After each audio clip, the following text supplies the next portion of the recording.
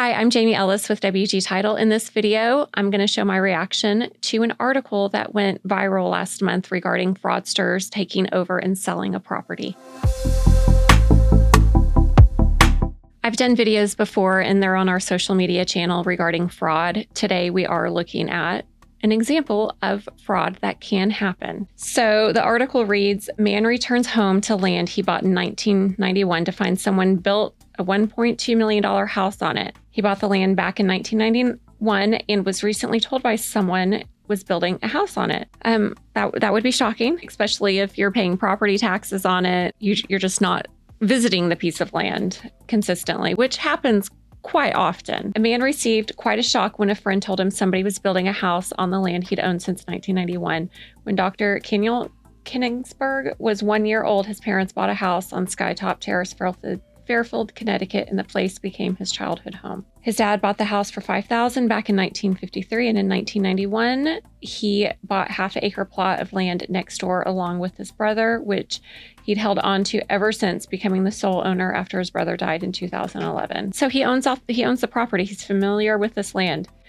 He planned to keep hold of the land and pass it down to younger generations of the family, which we do see. That's why people buy land when it's cheap. They hold on to it so people can build on it later when prices go out of control like they are right now. People were trying to purchase this property from him, attempts to buy it, but he didn't want to sell, which I totally get. He got a call from one of his old friends who delivered a double whammy of bad news when he was told first was his best friend growing up was in hospice. That was one issue. And second was that somebody was building a house on the land he owned. So that's a surprise. He rushed over to visit the friend and he swung by the site and it was almost completely constructed, a 4-bedroom house. Turns out the land had apparently been sold to 51 Skytop Partners LLC for $350,000 back in October 2022. It's probably going to be fraud, you guys. People selling raw land and then selling it on. People could have purchased it unknowingly from a fraudster though. So do you remember that? Doesn't mean that the 51 Skytop Partners were involved in any type of fraud themselves. According to a lawsuit filed by Dr. Kenningsberg, the supposed sale of the land and subsequent construction of a house had been done without his knowledge. He sued the LLC on 9 counts and was seeking damages and compensation of $2 million, with the lawsuit ordering the company to clear off his land and restore it how it was before they bought it. I would want the house to be left if I could somehow acquire it, but I get it. It was suggested that someone had forged documents and claimed they had legal right to sell the land. He said it's really easy to find out who owns land if you've ever done searches on this. Yes, it's very easy to find out who owns the land if they're going through a title company. But with everybody being remote and not ever wanting to come into a title office anymore, this is where the fraud happens. They're stating they are this person. They do fake IDs.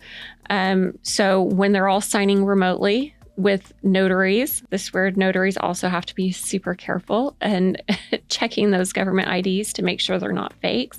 We've seen fakes come across and it's almost obvious it's a fake. So as a notary, please inspect that, especially if you're signing remotely to somebody you have no idea who they are. Please, please, please check that out. They are being clear that his attorney and Mr. Kenningsberg are not accusing the people who bought it to be involved. They're not stating that, but they were taken advantage of.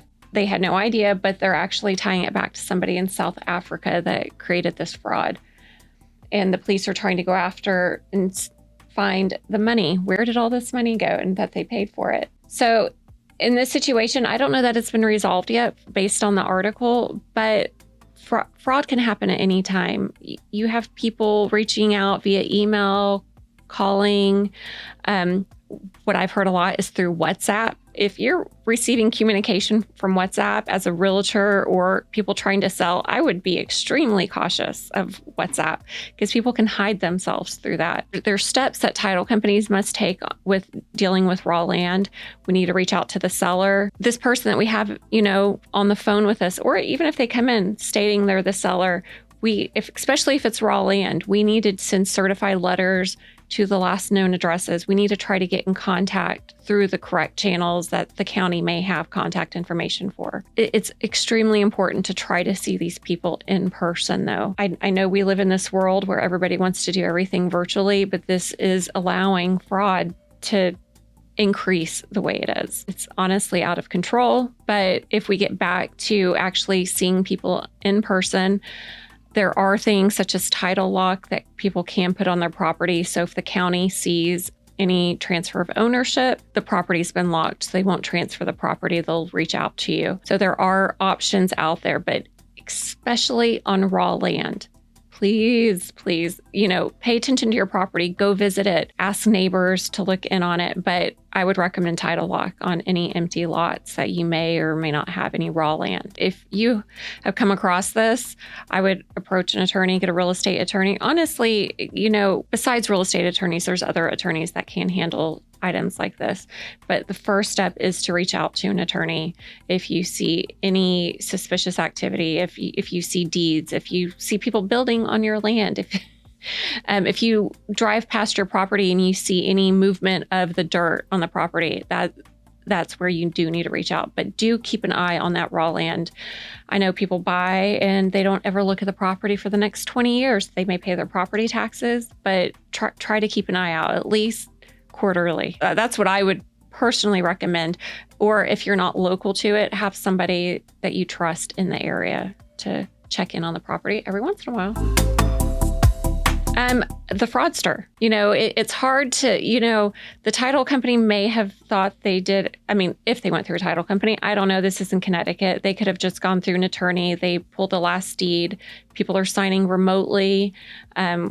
But it's kind of suspicious being, if it was somebody truly from South Africa, because we need American notarizations, people to sign at consulates. There was probably steps definitely missed by whoever handled the closing. If they went a traditional route, I have seen people just sign over deeds, like somebody reaching out through WhatsApp, and we have this property. I will send you over a deed that you can record with the county. Is that what happened? I'm not sure. But as a title company and attorney that might be handling it, you really need to be careful, double checking that whoever is signing off on those deeds that you're about to be recording in property records, make sure that they truly are the right person. Look at tax records. What's their address in tax records? Because that is part of it. It'll show the last known address of who's paying those property taxes. That's a great place to look. If you enjoyed this video, please subscribe to us on YouTube. We do have more content on our YouTube channel, and more is coming up soon.